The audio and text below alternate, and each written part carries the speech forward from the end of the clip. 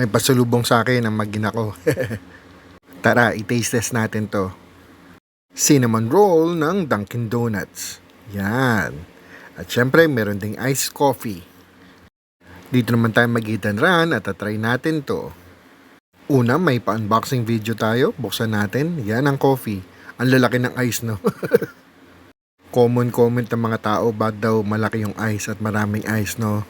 Sayang yung coffee. Ito naman ang cinnamon roll. Yan. Malaki siya, no? Kasing laki ng kamay ko. Ang ganda ng pagkakagawa. First bite ay para sa inyo. Sarap. Hindi masyado matigas yung tinapay at malasa yung cinnamon. Pati yung sugar glaze niya, no? Ayan yung loob. For me, hindi siya masyado matamis. Pasok siya sa mga tumatandang katulad ko, no? Dati kasi favorite ko yung sobrang tatamis. Ngayon okay na sa akin yung sakto lang. Hindi siya nakakasawa. Ito pa ang closer look. Yan. Para sa akin, iba talaga ang amoy ng cinnamon, no?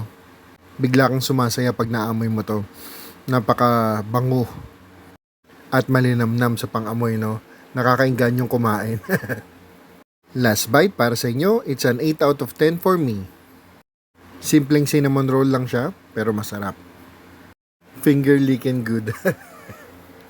At itatry naman natin ang coffee. Yan.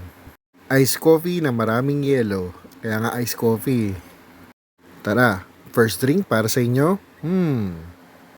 Sakto lang. Nothing special about it. Parang coffee lang siya talaga na mayroong yelo. Kung nagtimpla ka ng coffee sa bahay nyo, nilagay mo sa ref, nilagyan mo ng yelo, ito yun.